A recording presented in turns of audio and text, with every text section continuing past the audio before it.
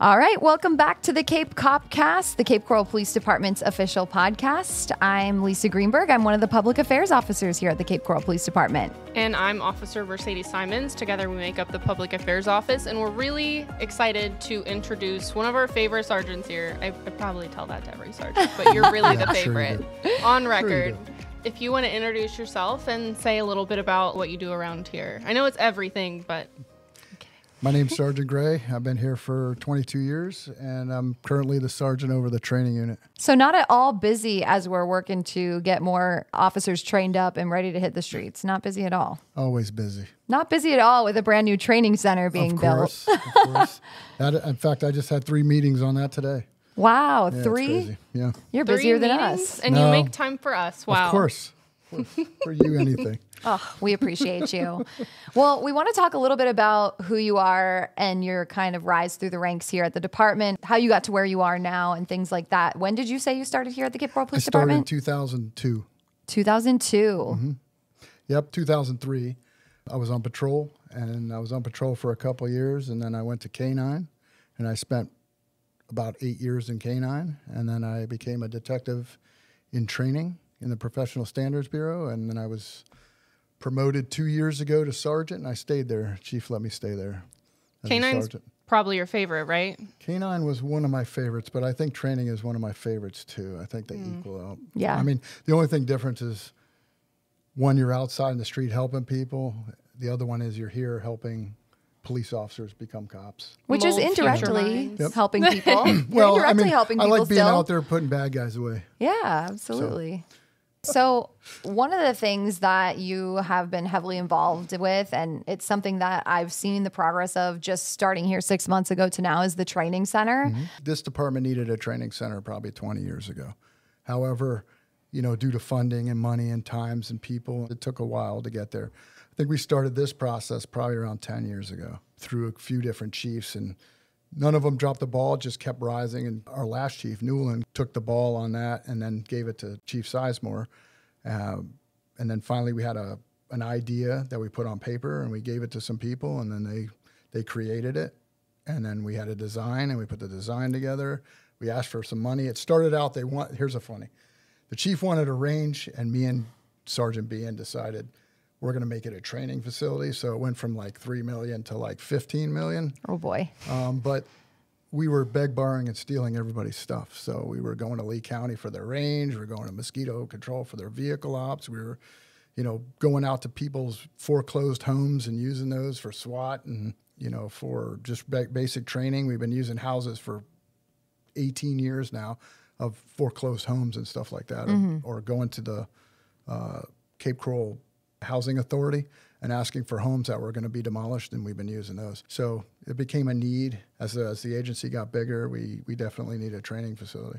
So they approved our plan. Originally it was a 36,000 square foot building, but then we had to cut back because we were kind of doing champagne taste on our beer wallet kind of thing. So he was like, yeah, we're not paying $20 million for this. So we backed it off a little bit. Now it's a 30,000 square foot training facility with a defensive tactics room, which is about 1,200 square foot. It has a sim room, which is about 2,100 square foot, where it's a movable wall system, so you can build a house in there, a garage. You can park cars in there and do traffic stops, and you move the walls around and make it so you have barricades and stuff like that. It's pretty cool. Then it has training rooms like the ones here at the Cape Coral Police Department, and then it has a 50-yard range. Most excited for the range. That's awesome. It's going to be really great for us not to have to drive way into Lee County to have a Buckingham. range. Yeah, Buckingham. It's kind of, and that was one of the things that helped us get it too, because we did a cost analysis on vehicles, gas, overtime, stuff like that. And then they were like, all right, cool, we're spending a lot of money. Now all I have to do is call a watch commander and say, if you guys aren't busy, send me a couple bodies. They'll go through some training. We send them back out to the street. And we can go whenever we want. That's the thing. Well, like we don't. Oh, hold on. You can go just whenever you want. Well, I'm just kidding. We're gonna have open range times and stuff like that for the police officers. They'll have an instructor on site to help them if they need it. Who's taking the first shot at the range when it opens? Chief of police. Are you going That to tell makes him sense. it's him and it's really going to be you? No, I'll let the No, boss no. man take, I'll let the boss man take the shot. Your second shot, though? Yeah, probably. Yeah. I hope, yeah. Yeah, I think you earned it, putting all that I hope so. effort in, Yeah, the sweat, overseeing this tears. project. Yeah, ridiculous. So when is it expected to open at this point? They said at the end of July, but we just added a couple things to it. We added a generator, some showers in the restroom, so it might push it that's back smart. a couple weeks. Yeah, so it might push it back a couple weeks. So I'm highly hoping that it will be around end of August. That'd be so Probably exciting. get in it by September sometime. But if it's sooner, then great. I mean, that'd be great. Absolutely. I assume all our pre-deployment is going to end up being over there, right? Yes. So we already started working on that. We'll probably start out here because the chief does his message with the new recruits. So probably do the first 3 days here. Then they'll send them over to us at the training facility, and then we'll go through the 7 weeks of training. And Yeah, then at for the end- those who don't know what's pre-deployment, what's that look like? Pre-deployment is all of our high liability topics, and then some extras like report writing and stuff like that. But your high liability topics are firearms, OC spray, use of force, taser, vehicle operations, do traffic stops, stuff like that. So we put them through an extensive 7 weeks of that. We also do DUI, teach them DUI class. Then all the stuff like map reading and, codes and signals and medicals, how to put on a tourniquet, stuff like that. And then once all that's done, probably around the last week, we'll send them back up here is what I'm thinking. This could all change too. It's a working project right now. And then do the swearing ceremony and then kick them out to FDO. That's awesome. I think it'll be really good. It's exciting. What are you most excited for? Oh, I just think- having our own training facility to break things down a little bit better for training. Like right now, you have 8 hours of firearms in one day, like just 8 hours of firearms. Now we can do like 2 in the morning. Then we can go to the training rooms and do a PowerPoint on something. And then we can go to the sim room and do some, the stuff that we just taught in the PowerPoint. And then we can go to the DT room and do that all in a day. So you can get like, 2 hours, 2 hours, 2 hours and have a real good full day of training instead of, we have to go out to Buckingham. We have to shoot for 8 hours because that's the only time we can get. Yep. So it's going to be really nice. It'll be also nice that we don't have to drive out there anymore. Well, yeah, that's a huge time waster. I mean, think about, I was on SWAT for a while and we'd have to drive all the way out to Henry County. Oof. So you would get up real early, drive all the way to Henry County, do all your shooting all day in the sun, and then drive back at like 5 o'clock in the afternoon and be just dead tired. And then if a call out comes out, you're hour and 15 minutes away if there's no traffic. Right. So now they're training and the call out comes out, they just jump on the barricade there wherever they need to go. Same thing with officers. If you have officers at the training facility and something happens and they need officers, they can just leave the training facility and they're in the city. Yeah, right. You're So, within city limits. It's a close drive if there's any kind of awesome. emergency or anything like that. Yep. Yeah, It's going to improve training 100%. that's awesome. That's awesome. Okay, I have a question. So, of all the roles you've had within the department, what position did you have the most crazy things happen? Be K-9. K-9. Well, and patrol. If we want to talk about patrol back then, it was only 9 officers on road patrol back then. Wow. So 1 per zone. And then you had, a couple cover cars, and then you had 2 sergeants, and that was pretty much it. So you tend to go to some calls by yourself, which you shouldn't have, but probably have policies written after me somewhere. I went to domestic violence case by myself, and the next thing you know, a guy's trying to kill me with a baseball bat. Yeah. So, Oh, boy. So they changed that now, 2 officers per call to domestic It violence. should call. be that way. Yep. I mean, And when it's not a funny one, but I mean, that's the stories that I remember. And those Crazy, because I'm just- constantly teaching those to these guys. Like, Right. You might have to go to something by yourself. Well, That's it's interesting because I think that, and that's just how things have changed over the time. Over time, like we've talked about how making mistakes makes policies, which is very true. But I wouldn't say there were always mistakes. It was just your trying, your Experiences. experiences. yeah, just learning. And I think also like having someone with your experience and your background, both in patrol and K-9, is that you can speak to a lot of the things that the people you're training are going to face. You can talk about what you've been through, what you've seen, and use that to train people on what to do, what not to do in that particular situation. Yeah. I mean, it's one of the higher liability things we did. I mean, I think I spent most of my career doing that kind of stuff like K-9, SWAT, firearms. I was a range master since 2007, I think. Wow. In this department. I just gave it up to Detective Stevens now because he's my guy. Maybe because I'm sitting in this hot seat right now, I can't think of anything funny because I'm trying to make sure I say appropriate things. We make everyone look Actually, good. one of my first interviews I ever did was with you out at the house up north. Do you remember those houses? You did that training. I still have Oh, that yeah. video. It was up by My Kismet. gosh. That was a long time That ago. was so long ago. Yeah, those houses are no longer there. That's how so long ago it crazy. is. That's so crazy. But I was like, da, da, and you're like, I got you. And I'm yeah. like, See, I had you then. Yes. I have you now.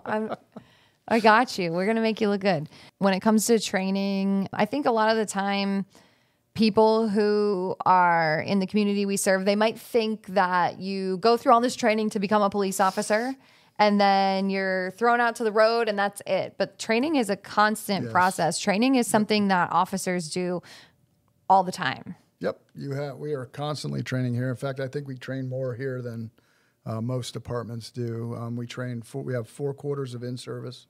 And then on top of that, every month we got some sort of power DMS thing that they have to watch a video or take a test or review some sort of policy or procedure. Then we also have little things like, remedials. Our door is constantly rotating with people coming in and out for training. Yeah. Then we have pre-deployments. We do about 5 a year. That's 7 weeks of training for new recruits. And then anything the chief wants. I love training because I feel good when, somebody gets through something that's terrible, because of the training that my guys or myself put on with them. So Absolutely. yeah, and it kind of, you're like, he survived that because we got the right information across to him, and he took it and he used it. Yeah, you can always learn from someone else's experiences, and I think that's kind of one of the helpful things of like you've never just been the laid back, oh, I'm retired on duty. You've always been a worker. I remember one of the first things you said is like, if you're not here to work, like, what are you here for? Yeah, my favorite saying is, you can be the officer that sits under a tree and handles a call for service when it comes out, or you can be the one that goes out there and gets some. My family lives here, my kids live here, and if you're just sitting under a tree, I don't want you here. Right. I mean, you could be that guy, but you're not going to go anywhere, and don't expect anything from anybody here. Right. You have a vested interest in keeping our community safe because it's your community as well. I mean, with the amount of crashes and, you can stay busy. Like, I love staying busy because it makes time go by fast, especially on a 12-hour shift. If you're just, if you just sit around under a tree all day, It's going to go by slow. Yeah, my butt hurts. You're never afraid to dive in. I think that's how, we hear a lot of different stories. I've had one where I might have, all right, you want me to say something? Don't Yes. get me in trouble. Yes. So I had a trainee, and we made a traffic stop, and I was talking to the driver, and the driver was being a little weird. He was digging under the seat and stuff. So when I reached in to grab him, he took off. So my feet were hanging out of the car as he went down the street. And I was like, I was screaming at him. And then my rookie gets on the radio and goes, they just took my FTO over the radio. Oh, and then the guy gosh. stopped. I got out of the car, I took him out of the car, took him into custody. And then I got the worst butt chewing from Deputy Chief McKenna. He was a sergeant at the time. It's like, we don't go in cars with people that are in cars with it running. I was like, okay.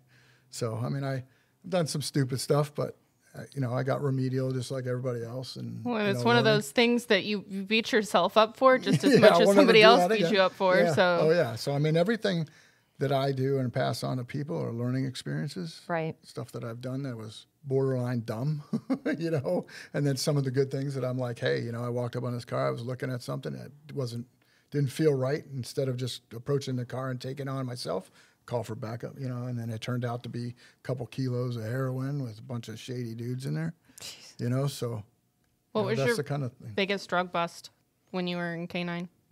3 kilos of methamphetamine off the island. Wow. How did you get it? It's a cold stop. Just stopped the guy. They were shady. I ran my dog around the car, and the next thing you know, I got 3 kilos of methamphetamine. So in the 12 years that you've been doing training, is there a noticeable difference in the things that you're focusing training on for people who are in pre-deployment now versus when you first started in training? First off, when I started up here, our pre-deployment was, I think, 2 weeks, and now it's 7. Wow. Just because of the amount of stuff we have to put out now. Another thing is tactics. Tactics have changed 12 times since I've been up here. The way we enter buildings, the way we do things, the way we talk to people, how aggressive we are. We're not as aggressive as we used to be. We're more You know, we're still aggressive, but we approach it differently with verbal defense and influence. We talk to people. You know, we try to encourage them to come out on their own accord instead of going in. We're more verbal judo. Yeah, we talk to people more. If you're cool with them, they'll give you the business. I mean, they won't mess with you. They'll come out. They'll give you everything you want. They'll tell you where they hid the body. You know, but if you come out too strong, like we used to do back in the day, they tend to lock up, and then you had to find it and investigate harder. Now, if you ask the right questions, they'll give you the answers, and if you're not pushing them around and being a bully, they'll usually tell you what's going on. That was probably the hardest thing for me when I was growing up. When I got here, I'm a cop. You know, I'm gonna be a police officer. I'm gonna go out there and put everybody in jail. That's what I was thinking. And then, you know, you get in a couple fights and you're like, all right, cool. I need to learn how to talk to somebody. And then the next thing you know, they're like, do you want to go to verbal defense and influence class? I'm like, yeah, whatever, go, sure. And that was the best thing that ever happened to me. It's the best class I ever went to. Because you get videotaped, you got to talk to people, you have to give like examples in front of people. It was tough, but then I got back there, I use it all the time. I use it on my kids. Listen, you can either clean your room. The good thing is you clean your room, you go outside, or you don't clean your room. I take away all your stuff and you never go outside again. I like to think you would take the good option and not the bad option. My kids are like, I'll clean my room. Yeah, okay, cool. I'm like, holy crap, that stuff works. What are some of the other differences that you've noticed in law enforcement that have changed in kind of how we train and do things? Back then, it was everybody was getting the business. People think more, they talk more, we teach more about the community trust. I think we have a better community too, because back then everybody ran from us. It was, you know, it was a little crazy. And now everybody's kind of like, hey, how you doing? They talk to us nice, you know. I mean, there's always the 5%, but most of the people are pretty, you know, calmed down. So I think everything together, the totality of everything, the community being better, our leadership being better, our training being better, our, you know, the way we talk to people being better, I think that produces a better product cop and a more happier community, I guess. Yeah, absolutely. You know, so I think that's the difference. Back then, we didn't really talk to people like, hey, you, come here, you're going to jail. Now it's like, hey, how you doing? I'm Sergeant Gray. Is there anything I can help you with today? You know, that's the difference. Like, what are you out here at night for? Boom, boom, bam, boom, boom, you know, and they put them in the car. And now it's like, hey, why are you out tonight? I'm Sergeant Gray. Is there anything I can assist you with? Well, I can't find my house. All right, let me help you. You know, it's a little bit of different, it's a different style of policing. Yeah, attitude. How did you come into law enforcement? Oh, my dad was a police officer. Just like Mercedes. He worked in the crime lab for a long time. Wow. You know, so, and family members that were cops, friends that were cops. I always wanted to be a cop. My dad was like, nah, you got to go in the military. So I went in the military because I was a little hellion, I think, back when I was younger. But, you loved the military, though. Oh, I hope my wife doesn't watch this, but if I wasn't married, I probably stayed in. But, you know, we had some kids. And life changes. Yeah, life changes. Right. And I always wanted to be a cop, so I applied for all the agencies at the time. This place was only hiring part-time. So I went to Collier County Sheriff's Office for 2 years. And then when this place went full-time, I immediately applied here and then got hired here. This is a good community. It's got good cops, you know, good people. That's why I stayed here. We do. We were talking earlier. We have really good cops here. Everybody's young right now. So that's why we're in like overdrive, like sending out training all the time and stuff like that. One of the things I try to tell everybody, or supervisors and myself, including myself, is people have to make mistakes to learn. Now, obviously, you don't want to make a very, you know, a big big mistake, but the little things like forgetting to write a ticket or forgetting to take a report or something, that's a big deal. However, once you get disciplined for it or you get in trouble for it, you're not going to do it again. Most of the time, it's okay to mess up.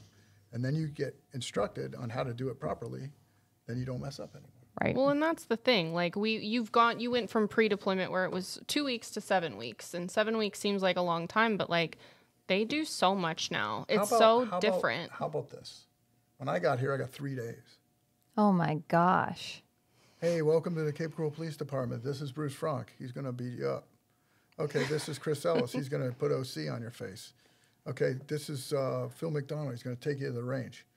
And then when you get back, we're going to go over some policies, and then this is your FTO. Good luck. Oh, yeah, by the way, we swear you in. Swear me in, and then I went out. It was like 3 days. Wow. And then I went out there, and I was like, what? And now you're doing 7 weeks. There's FTO no is a rush, field though. training officer Yes, field training officer, sorry. for our friends who aren't Thank you, Lisa. cops. It's okay. I forget it. That was one of the things when I started here 6 months ago, is having to learn all the lingo. So I'm Done a picking up great pretty job. good. My bad. There's My only bad. a million okay. acronyms in There's law a lot enforcement. of acronyms. Yes. A lot. There's no rush to put people on the road anymore. You know, we have the time. You can take the Yep. training and the military started with the OODA loop: observe, orient, decide, act. The more times you run through a scenario, the better you're going to be. So And that's how our pre-deployment is. And you were in it not too long ago. Yeah. So, you know, it starts out with your basics, PowerPoints, and showing that, you know, how we're going to do stuff. Then we kind of slowly incorporate some of that training, and we have you get up and room clear in a slow, controlled environment. Then we take you out to some houses that are different, and we have you move through the houses and clear houses and stuff like that. And then towards the end, we make them scenarios, and we put people in there shooting at you or wanting to fight you, or just talking to you, or not listening to you. So then when that first call for service that happens, they're like, oh, I know this. I've seen this before. Right. And then they act properly. It's just the little things, because in police work, there's so much stuff that you have to learn. I mean, it's a constant learning. I'm still learning, and I've been here 22 years. Been in law enforcement almost 25. But now you get to take all of it, put it in the training center, build Yes. that up. That's Yes. pretty cool, though. I can't wait to open that up and share that with the department. That's going to be, I think people are going to be very happy, excited about coming out there shooting and training, and Yep. something we've never had here. You've got that. You've got a great team that you're bringing in. You've all been together, working together. Oh yeah, I mean everybody in 15 years plus in the training unit right now. So there's a lot of knowledge. Everybody brings something to the table, and it's going to be really good when everything opens, gets set up. All right. You know, Should we wrap this thing up? sure. Yeah. All right. Well, thank you so much for joining us on the Cape Copcast, Sergeant Gray. We're so happy to have you as a guest. Thank you so much for having me. Yeah, it was a pleasure. All right. Thank you for joining us, and we'll see you next time. See you next time. Bye. Bye-bye. Bye-bye. All right. Thank you for listening to the Cape Copcast, where we dive into the heart of the Cape Coral Police Department's safety initiatives, community relations, and the insightful stories of different officers that make up our department. Please like and share our podcast. If you have feedback, you can email capepdpao@capecoral.gov. And remember to follow us on social media. Our handle is @CapePD on all major platforms. Stay safe, stay Cape.